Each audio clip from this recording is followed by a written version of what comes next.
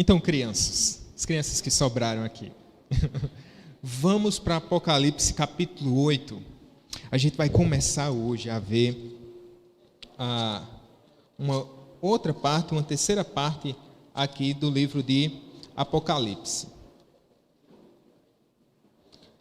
Vamos começar a ver sobre as trombetas.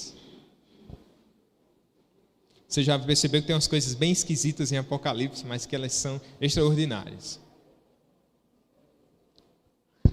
Hoje a gente vai ficar nos 5 primeiros versos,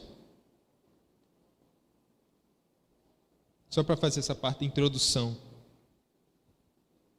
às 7 trombetas.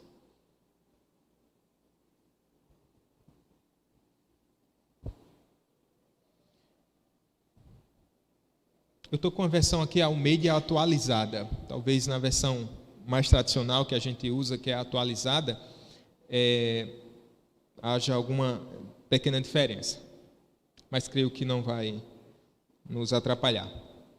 Diz assim: quando o Cordeiro quebrou o 7º selo, houve silêncio no céu, durante quase meia hora. Então vi os 7 anjos que estão em pé diante de Deus, e lhes foram dadas 7 trombetas. Veio outro anjo, e ficou em pé junto ao altar com um incensário de ouro. E lhe foi dado muito incenso para oferecê-lo com as orações de todos os santos sobre o altar de ouro que está diante do trono. E da mão do anjo subiu à presença de Deus a fumaça do incenso com as orações dos santos. Então o anjo pegou o incensário, encheu do fogo do altar e o atirou à terra, e houve trovões, vozes, relâmpagos e terremotos. Só o verso 6 agora. Então os 7 anjos que tinham as 7 trombetas se prepararam para tocar. Vamos orar mais uma vez.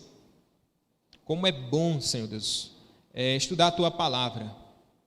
Mesmo, Senhor, passagens não tão claras e às vezes difíceis, Senhor, de entender, mas creio que pela iluminação do Teu Espírito, eu creio, Senhor, pela cooperação, Senhor, de tantos outros servos Teus, que o Senhor tem dado a graça, Senhor, de nos ajudar no entendimento da Tua palavra.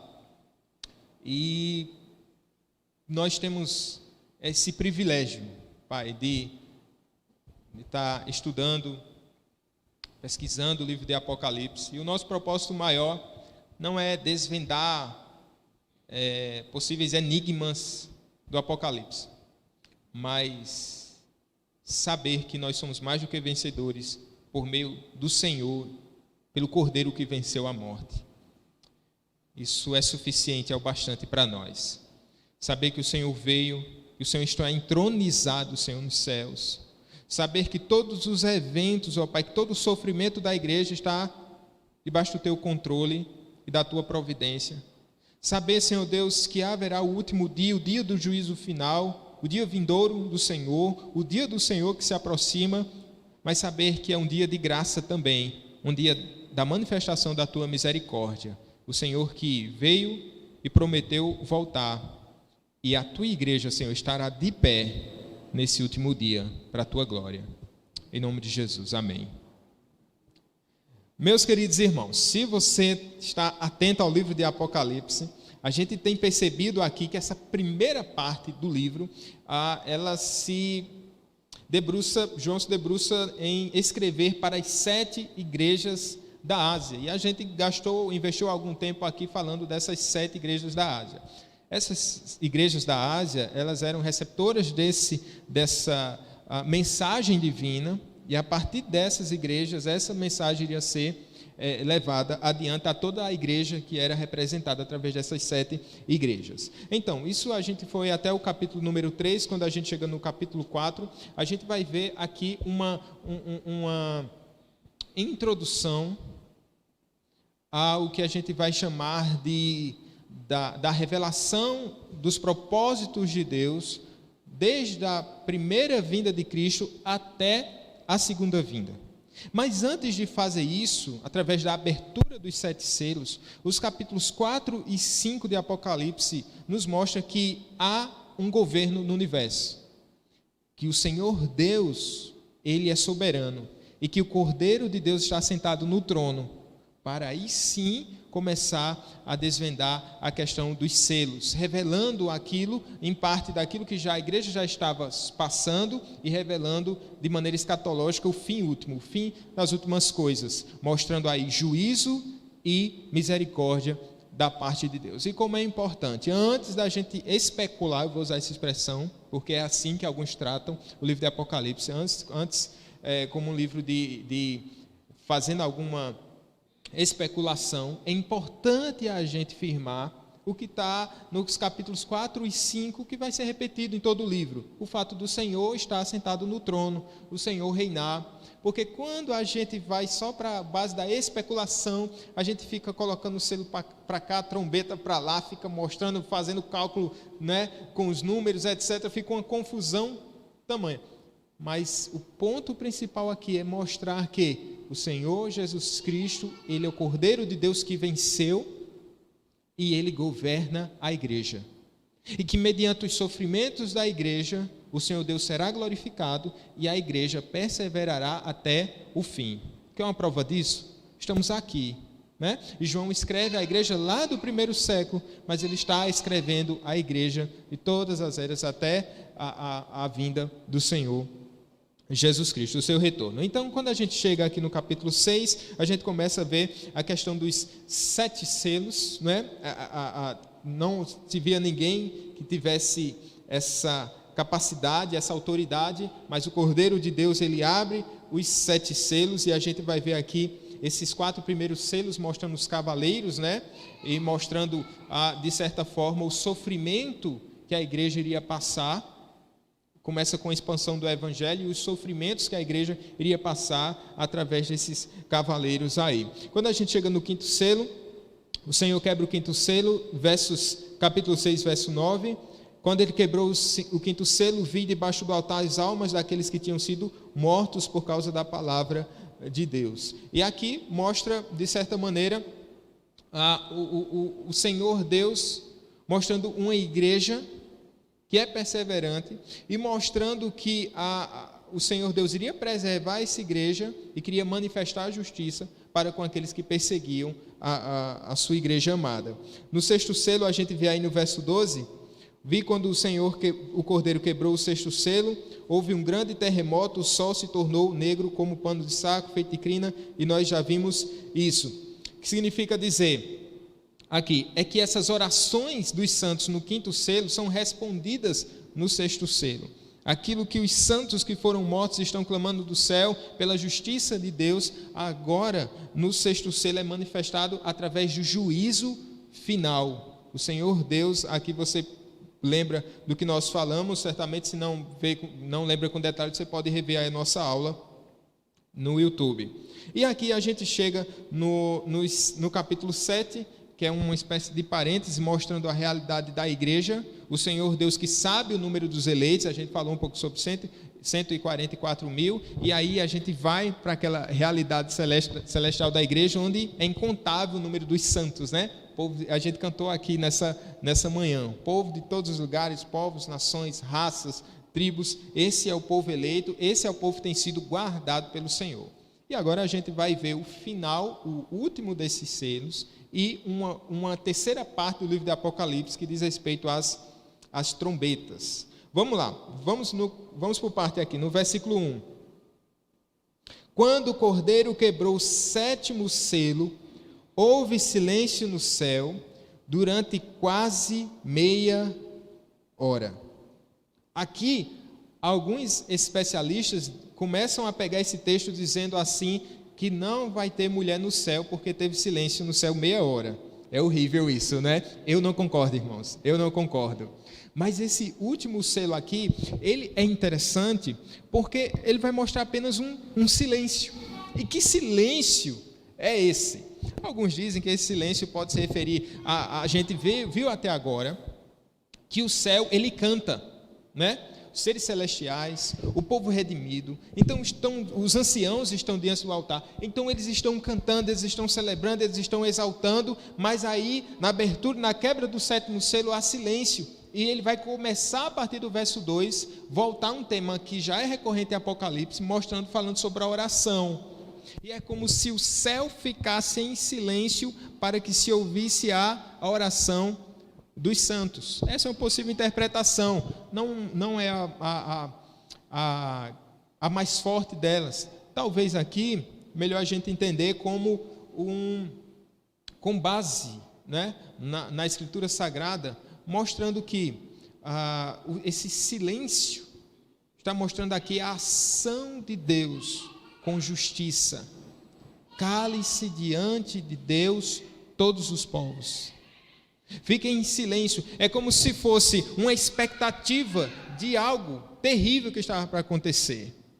E assim, é interessante, não sei se você já participou de uma palestra, de uma conferência, ou de algum momento onde o preletor ele daria uma informação muito importante, ou era alguém que exercia muita autoridade. Então certamente havia burburinho no auditório, as pessoas estavam conversando, talvez alguém no palco fazendo alguma coisa que não era o ponto principal daquela programação, e está aquela conversa toda, e de repente toma a palavra o orador principal, aquele que vem trazer uma mensagem importante, e mediante a isso traz um certo respeito, e automaticamente a plateia fica em silêncio. Não é necessário alguém chegar, por favor, façam silêncio, ou calem a boca, não. A própria imagem da pessoa traz essa autoridade, a mensagem que ela está trazendo, né? Eu me lembro de alguns professores de antigamente, que diziam assim, olha, eu só vou falar uma vez. Eu só vou falar uma vez. Então tem aqueles professores que ficavam repetindo e tal, os avisos assim, eu só vou falar uma vez. Então todo mundo ficava com a maior atenção, já tomava nota, já escrevia. Aqui é mais ou menos uma imagem do prenúncio desse juízo final, daquilo que vai acontecer, encerrando aqui esse ciclo possivelmente desses selos. Então é algo importante, é o juízo de Deus que será anunciado. Então, diante do Senhor, toda a terra deve se prostrar, deve se calar. Veja, a gente está vendo aqui o livro de Apocalipse, é um livro de muito barulho em certas partes. Um livro de música, onde o povo no céu adora ao Senhor, mas um livro de muito barulho. Eu escuto, o barulho dos cavalos. Está fazendo um efeito legal, não? Os cavaleiros indo para as 4 partes, levando ali o quê? A fome, a miséria, certamente acompanhado de choro, de pranto.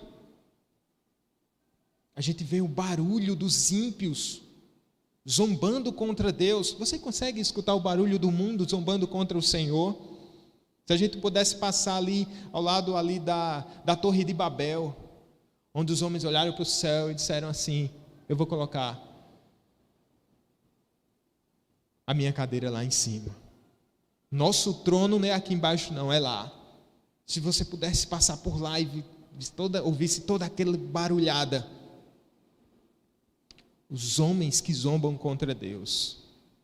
A terra fará silêncio. Os zombadores. Aqueles que perseguem a igreja. Aqueles que deram palavra de autoridade para prender os santos, para mandar matar. A terra ficará em silêncio. Veja que coisa extraordinária aqui. Então isso remete de certa forma à autoridade de Deus e o anúncio do juízo. Quando o Cordeiro quebrou o 7º selo, houve silêncio no céu. E durante esse tempo de quase meia hora, então é algo aqui que a gente não precisa especular. Por que meia hora e tal? Tem algumas explicações até interessantes, mas eu não vejo com tanta base, tanta profundidade. Tá bom? Até mesmo quando a gente vê a contagem do tempo, na esfera terrena e na esfera celestial, elas diferem, não é?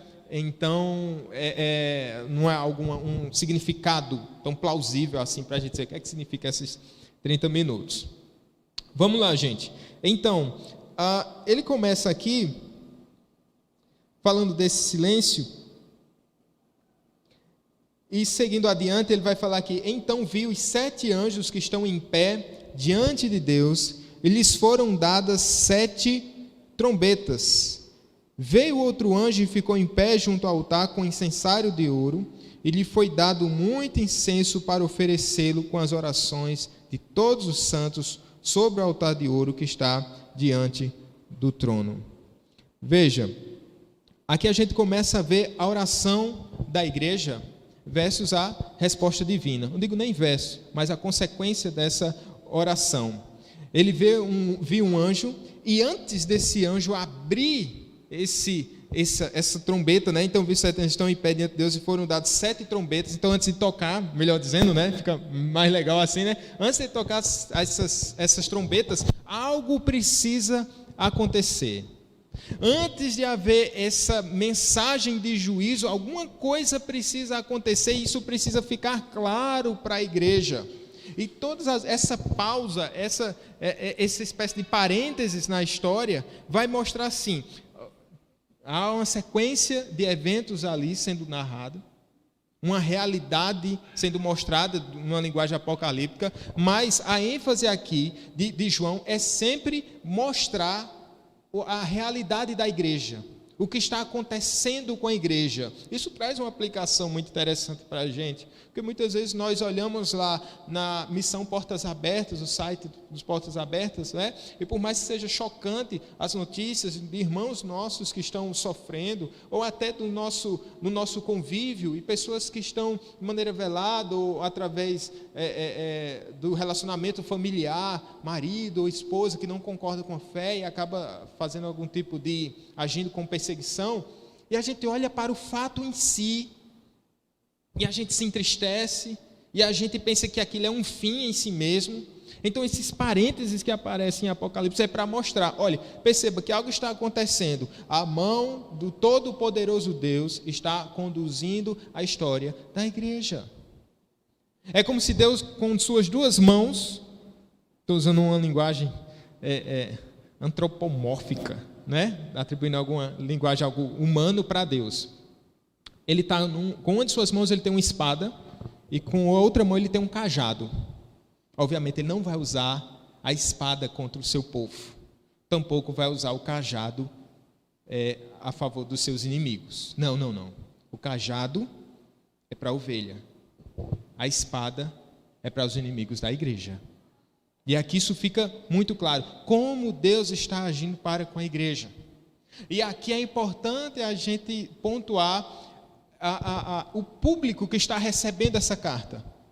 Mais uma vez, falei ainda agora para as crianças, é uma igreja que está sendo perseguida. E o sofrimento, de certa forma, ele acaba cegando a gente. Ele acaba tentando minar as nossas esperanças, de modo que você pode ter uma experiência assim extraordinária com Deus, uma porta que se abriu, um milagre que chegou, uma bênção muito grande, um filho que nasceu, um emprego, uma promoção, a conversão de um ente. Eita, que bênção, hein? Que bênção. Mas aí vem um sofrimento, e parece que quando o sofrimento chega, você fica ali dentro daquele quarto escuro, e você fecha as janelas, você não quer ver mais a luz do sol. Então, às vezes, a igreja, até na nossa própria experiência, basta o dia mau, para a gente esquecer de todos os outros dias, onde a mão de Deus está nos abençoando, e até no dia mau. Aqui João está querendo dizer para a igreja, não há sofrimento sem Deus. E isso é viver pela fé. Isso é viver somente pela fé. E aqui essa é a realidade paralela, onde a igreja está sofrendo, mas João está mostrando quem é a igreja. A vitória da igreja, ela vai perseverar, porque Deus está preservando sua noiva. E assim é com sua vida também, meu irmão. Não resuma a sua vida ao sofrimento dos tempos presentes, porque ela não se compara com a glória por vir. Não se compara com a bênção de Deus e revelada por meio do sofrimento, mostrando que a nossa confiança não deve estar nos dias atuais ou nas circunstâncias, mas naquele que escreveu e determinou cada ponto e cada vírgula da nossa história.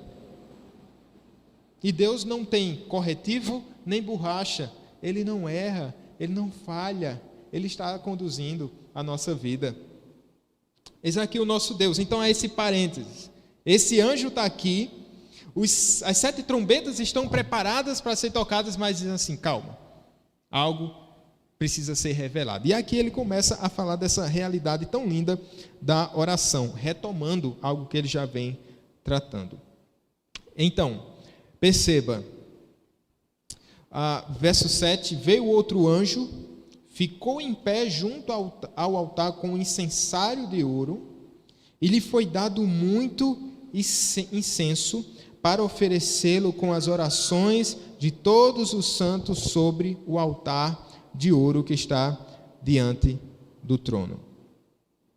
Esse incenso aqui, essa imagem remete ao que está lá em Levítico capítulo 16, né? Fazia parte do ritual da adoração, esse oferecer desse incensário que representava assim, o sacrifício e perdão, de maneira resumida. O sacrifício e perdão que era oferecido em favor do povo de Deus. Essa imagem é captada por João e ela é otimizada, potencializada 1 milhão de vezes, mostrando essa realidade como a oração dos santos sendo recebida pelo Senhor. Interessante que através da oração você percebe que a igreja faz sua voz ser ouvida no céu e é acolhida perante o trono de Deus. Essa é a realidade das orações que estão sendo ouvidas. Em Apocalipse, leia, releia, leia mais uma vez, mostra essa realidade da oração. Eis aqui mais um ponto para a gente pensar. Muitas vezes, nós estamos ali, em oração, e pensamos que a nossa oração é perdida. Porque a gente não sentiu nenhuma emoção, aqueles que se pautam pela emoção, não que não seja bom, né? O coração da gente na presença de Deus. Essa semana eu estava falando na live e relembrei uma frase do C.S. Lewis que diz assim, que há um céu aberto dentro de um quarto fechado quando eu começo a orar. E não há um céu aberto, né? Há um céu aberto, mas às vezes a gente está tão angustiado que a gente nem consegue olhar para o céu. É como se eu dissesse assim, olhe para o céu, há um céu aberto aqui. Nesse seu quartinho de sofrimento, olhe para o céu. O salmista diz isso no Salmo 121, eleva os meus olhos para os montes, de onde me virá o socorro.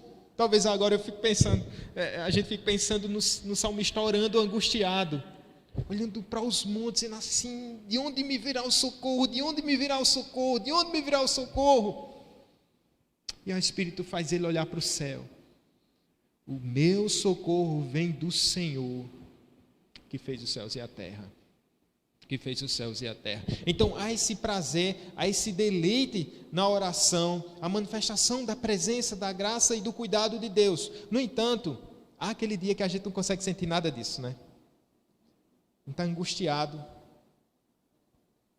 A gente não tem uma resposta imediata de acordo com aquilo que a gente quer, se bem que há sempre consolo na oração, há sempre bênção na oração. Mas a grande realidade é aqui, para a igreja de Apocalipse, para as 7 igrejas, assim, mesmo quando você estiver submerso nesse sofrimento e tanta perseguição, eu quero mostrar para vocês que as suas orações estão sendo ouvidas no céu. Suas orações estão sendo ouvidas no céu, registradas por aquele que tem a memória de todas as memórias, que não se esquece de nenhum pedido dos seus santos e tem prazer em ouvir a sua voz. Veja que são coisas distintas aqui. Esse anjo, a oração não vem dele, é a oração do povo de Deus, e esse incenso também não vem dele. Preste atenção.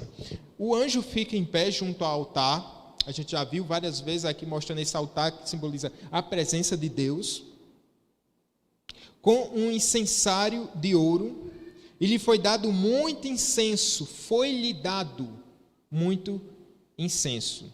Essa expressão aqui, foi-lhe dado, isso remete a alguém que deu esse incenso, e foi o próprio Deus que deu esse incenso. Veja, o povo está orando e é o próprio Deus que dá esse incenso, e esse incenso sobe como aroma agradável ao Senhor, porque ele foi dado para oferecê-lo, mostrando essa realidade da igreja. É o Senhor Deus quem nos dá esse incenso, porque já foi oferecido a nós essa oportunidade, essa possibilidade da gente estar na presença de Deus. Quem nos leva à presença de Deus? São os anjos? Não. Não são os anjos. Será que a nossa vida de piedade, ou aquele irmãozinho da igreja que tem uma oração fervorosa, quando a coisa aperta você sempre liga para ele? É por meio de Jesus Cristo. Foi-lhe dado e não veio da parte de homem nenhum. Ela sobe ao céu, a oração dos santos, mas não como aquilo que você quer ouvir sem querer. Tem coisa que a gente quer ouvir sem querer, alguém quer desabafar, aí você diz assim, eita, vou ter que ouvir. Ou quando a gente conversa com o irmão e a gente diz assim, tá tudo bem, irmão? Aí você quer ouvir aquele tá, aquele like e tchau. Mas de repente o irmão vem dizendo assim, não tá tudo bem. Aí você fica, meu Deus, e agora? Eu tenho que perguntar, não é? Por que você não está bem? E aí começa uma conversa. E talvez você nem sempre tenha essa disposição, ou tempo, ou agenda, ou está às vezes de passagem, né? Mas aí você tem que ouvir, coloca o seu coração, ora, mas foi uma coisa que interrompeu, digamos, sua agenda. Com Deus não é assim. A gente nunca interrompe a agenda de Deus, porque Ele está sempre preparado para nos ouvir. Sempre preparado para nos ouvir. Qual é a ordem da vez? Um santo com coração quebrantado. Seja aqui, seja na Argentina, seja em qualquer parte do mundo. Qual é o crente da vez? Aquele crente quebrantado. Aquele que tem em Deus a sua única esperança. Eis aqui essa igreja que está sendo ouvida pelo Senhor e que Deus recebe de bom grado a sua oração. Não como algo que lhe é pesado, mas como algo que Ele tem prazer. A igreja na terra sofrendo, e quando ora, é um incenso que chega à presença de Deus. Essa mediação, essa possibilidade da nossa oração ser ouvida por meio do Cordeiro que venceu, que foi morto, mas venceu. O sumo sacerdote, aquele que intercede por nós. Por meio dele a gente pode chegar na presença de Deus. Então, João está dizendo, ainda que a igreja esteja impossibilitada de avançar, pelo menos aos olhos humanos, ainda que João estivesse exilado, pense no conforto para João isso, né? Ainda que exilado lá na ilha de Patmos, mas ele sabe que ainda que as fronteiras sejam difíceis, nunca vai ter impedimento para a gente chegar até o céu, nunca, exceto uma vida de pecado, uma vida de desobediência. Porque aqui não é somente uma questão de passe livre por ser passe livre, mas é uma questão daqueles que foram redimidos e eles são reconhecidos por serem o quê? Testemunhas fiéis do Senhor aqui nessa terra. Lembre-se que dentre aquelas 7 igrejas, a gente pode perceber que há igrejas mais puras, igrejas menos puras. Há igrejas ali que eles são sinagoga de Satanás. Sinagoga de Satanás. Deus revelando a João que nem todos que faziam parte da igreja visível estavam arrolados na lista do céu, na igreja invisível. Nem todos. Por isso aqui é uma demonstração também do quanto vale a pena a fidelidade ao Senhor, e a fidelidade que eu falo aqui é uma fé verdadeira. Não somente a fidelidade do andar sem tropeçar, porque aí já era, né? Já era. Mas de uma igreja que testemunhava com fidelidade o nome do Senhor Jesus Cristo, tendo essa segurança em Cristo como seu único Senhor e Salvador, e não se dobrando diante de Roma, nem dos falsos deuses. Foi essa realidade presente em quase todas as igrejas da Ásia. Num grupo, ora, maior, muitas vezes um grupo resumido, mas acontecia em várias delas. A necessidade de uma vida piedosa, a necessidade de ter essa vida de quebrantamento diante do Senhor. Para quê? Para que a nossa oração seja como um incenso na presença de Deus. Nem toda oração, por mais bela que seja, ela é ouvida pelo Senhor. Nem toda oração. Pessoas, elas podem fazer orações, elas podem até ter, supostamente, uma vida de oração, mas não ter uma vida de piedade. No entanto, outras talvez fujam do microfone e fazer qualquer oração em público. Não é? Tem gente que diz assim, não quero fazer oração. Mas as suas orações são ouvidas por Deus. Porque elas creem de fato e seguem o Cordeiro que foi morto, mas que ressuscitou. E elas têm depositado toda a sua esperança no Senhor. Ele ouve essas orações. Nosso Deus, que é fiel. Veja o que diz o verso 4. De certa maneira, isso traz a realidade da igreja que está sendo ouvida pelo Senhor. E Deus aceita a oração da igreja. No Salmo 141, verso 2, vamos ler, eu quero que vocês abram nesse texto, você que está em casa também. Salmo 141, verso 2. E tem muito a ver desse contexto assim, não só da oração, mas da piedade.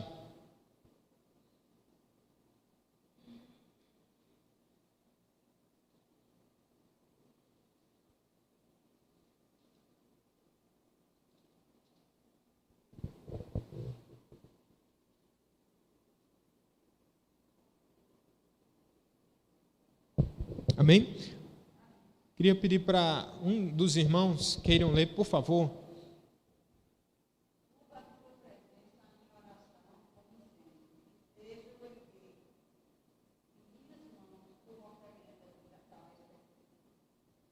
Olha, suba a tua presença, a minha oração, como incenso. E a outra parte da realidade, seja o erguer de minhas mãos como o quê? Como oferenda vespertina. E a própria palavra diz que os homens em todos os lugares devem erguer as suas mãos para o Senhor, mãos puras. Ele fala de coração limpo, ou seja, não somente o falar pelo falar, mas o reflexo de uma vida que há muito já está prostrada diante do Senhor. Que seja assim as orações da igreja do Catolé. Sejam assim as nossas orações, irmãos, sejam assim.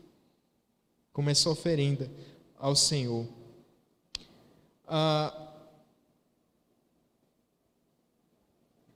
Escrevi aqui, falei nas entrelinhas, mas eu vou ler. O incenso não é a mesma coisa que as orações, só para enfatizar.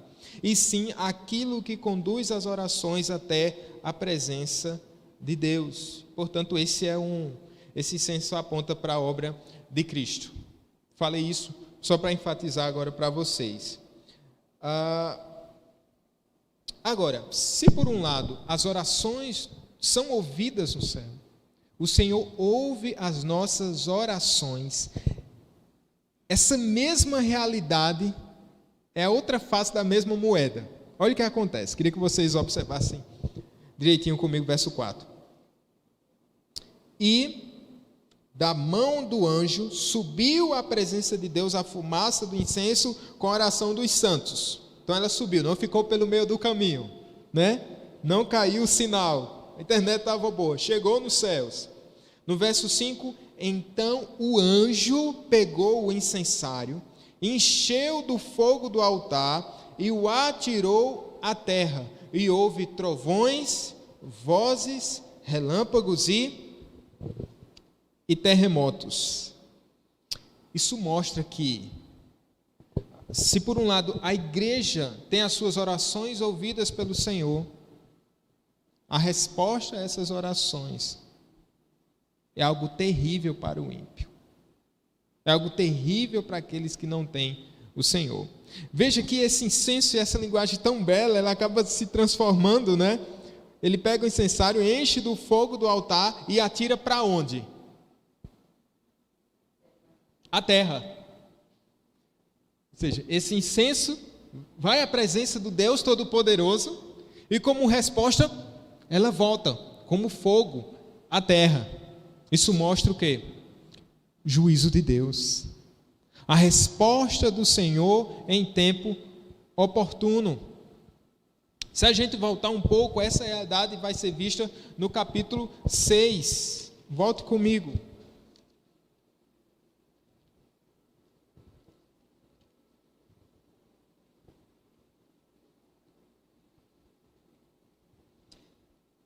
No quinto selo, diz assim: quando o cordeiro quebrou o quinto selo, vi debaixo do altar que as almas daqueles que tinham sido mortos por causa da palavra de Deus e por causa do testemunho que deram, clamaram com voz forte, dizendo: até quando, ó soberano Senhor, santo e verdadeiro, não julgas nem vingas o nosso sangue dos que habitam sobre a terra?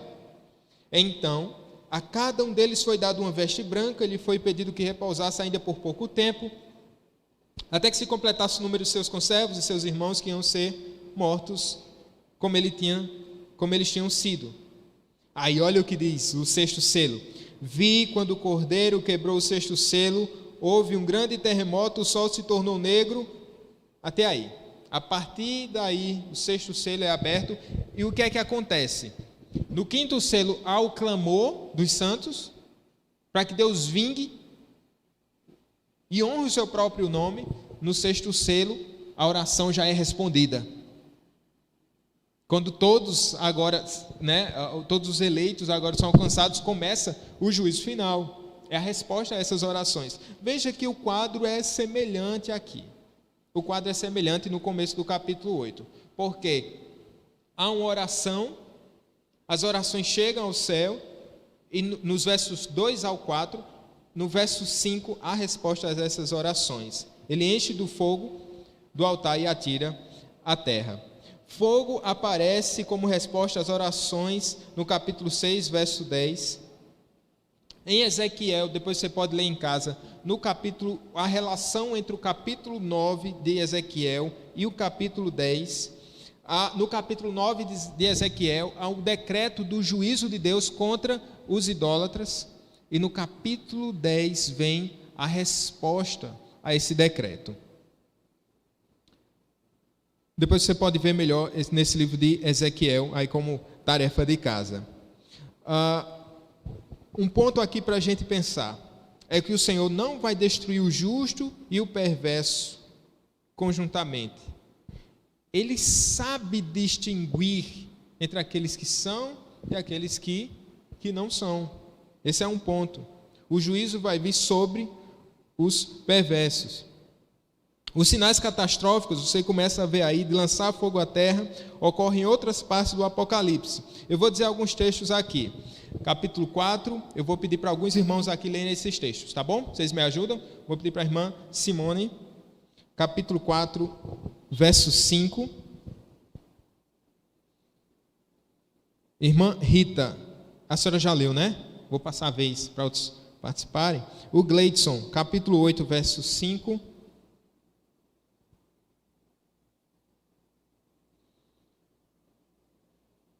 Andréia, amém, irmã? Capítulo 11, verso 19. Vamos lá. Então, vou colocar quem agora? Olaci. Não, Júnior. Olaci. Já ministrou aqui, vou pedir para o irmão Júnior. Olaci, Júnior, né? Você que está em casa não está entendendo nada, né? Mas outro irmão aqui, que eu esqueci teu primeiro nome. Dorgival Júnior, tá bom? Então, Dorgival, capítulo 16, versos do 18 ao 21. Vou repetir para você que está em casa, tá certo? Você toma nota, depois você pode ler esses textos. Capítulo 4, verso 5, capítulo 8, verso 5, capítulo 11, verso 19, capítulo 16, do 18 ao 21. Vamos ler esses textos. Deixa eu acompanhar aqui com os irmãos. Capítulo 4, verso 5.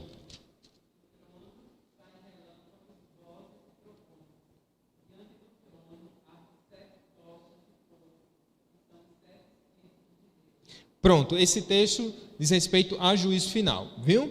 Eu queria que vocês prestassem atenção. Esse texto está falando que saíam relâmpagos, vozes e trovões. Próxima passagem, capítulo 8, verso 5.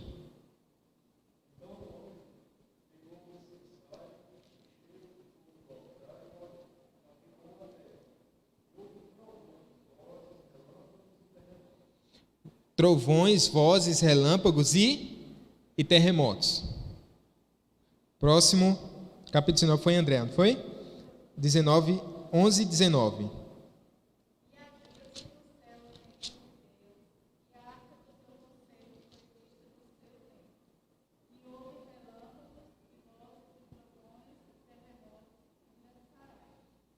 Ok. Outro texto é 16, do 18 ao 21.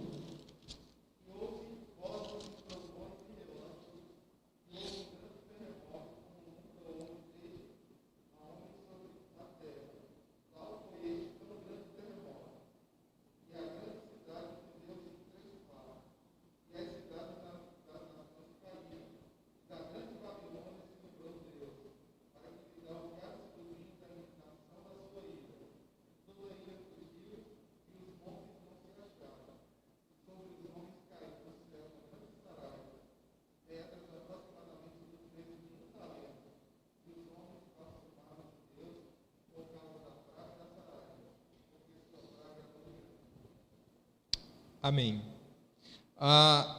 Obrigado, meus irmãos.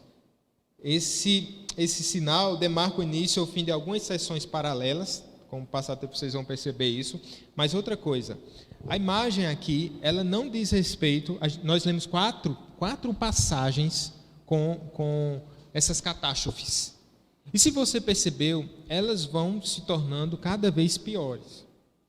Elas vão sendo, os detalhes vão sendo trazidos de modo que no capítulo 16 até o peso, e até a fala daqueles que estão sofrendo esse dano, esse flagelo. A linha que nós entendemos para interpretar Apocalipse é que essas imagens, elas não são consecutivas. Algo que está acontecendo agora, e vai voltar a acontecer, e vai voltar a acontecer.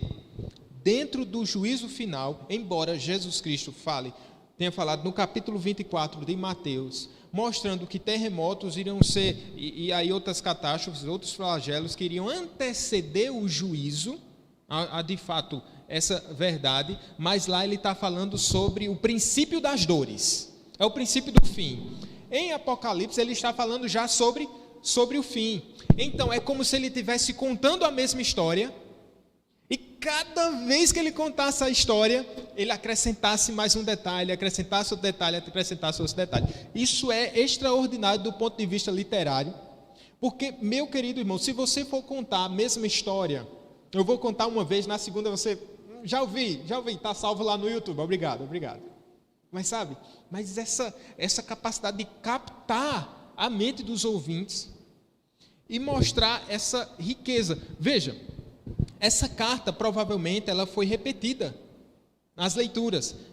Lia-se na igreja e eles estavam lendo por partes e eles entendiam, eu já falei isso para vocês, que a literatura apocalíptica, ela talvez seja estranha para a gente hoje, mas para os irmãos do primeiro século não. Era uma literatura corrente. Então, eles já estavam adaptados a esse tipo de leitura, de escrita.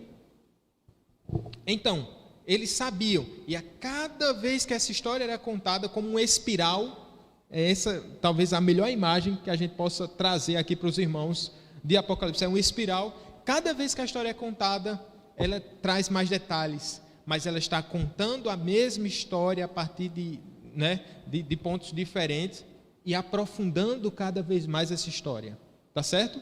Porque senão a gente vai chegar naquela canelada hermenêutica, dizendo assim, então o mundo vai acabar 7 vezes.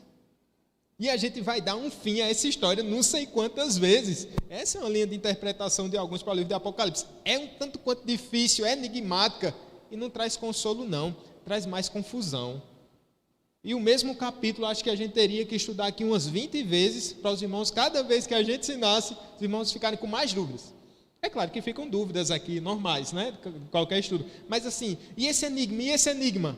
Quem é este que foi ao céu para poder trazer essa interpretação? Não é? Terremotos, essa catástrofe, cada vez mais sendo aprofundada aqui no livro de Apocalipse. Digo isso.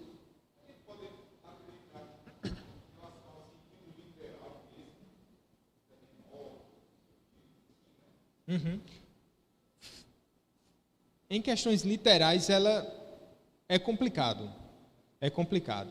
Porque veja bem, se eu interpreto parte desse flagelo aqui, embora sejam coisas que dizem respeito a uma realidade que pode vir a acontecer, mas se eu seguir essa linha aqui de interpretação literal, eu tenho que pensar aqui num cavalo literal, de todas as imagens que Apocalipse vai trazer.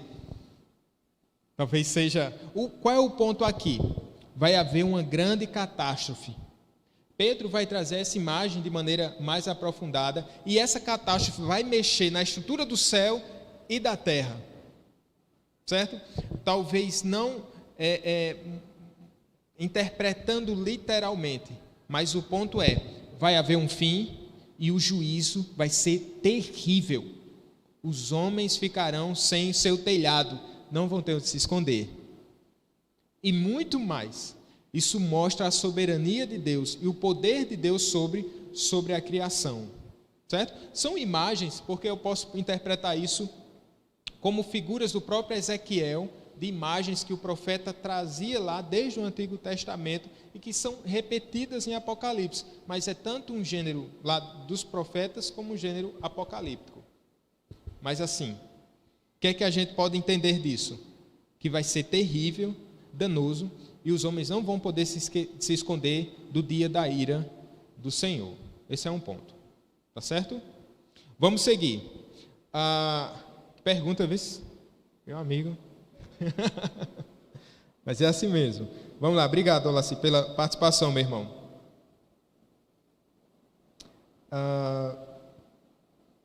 Ok. Deixa eu voltar só para o texto para a gente finalizar e deixar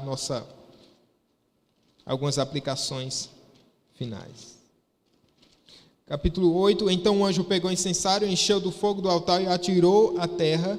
Até essa própria expressão, atirou à terra, não é? É algo que remete a juízo e a poder. E houve trovões, vozes, relâmpagos e terremoto. Esse silêncio do juízo divino agora é quebrado pela manifestação da sua justiça. Dessa manifestação, estava falando aqui, esclarecendo para o irmão Olaci, mas veja a soberania de Deus, quando ele destruiu o mundo através das águas, não é?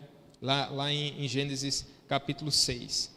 E aí, Jesus Cristo vai dizer que os dias serão semelhantes e o que Deus vai fazer, não é? Mostrando que ele vai desabar o céu sobre a cabeça dos que perseguem a igreja. E aqui ele vai dizer que há toda essa manifestação, e no versículo 6, então os 7 anjos que tinham as 7 trombetas se prepararam para tocar. Viu que há um parênteses? No capítulo 1, eles estão prontos para tocar. Calma, tem alguma coisa acontecendo.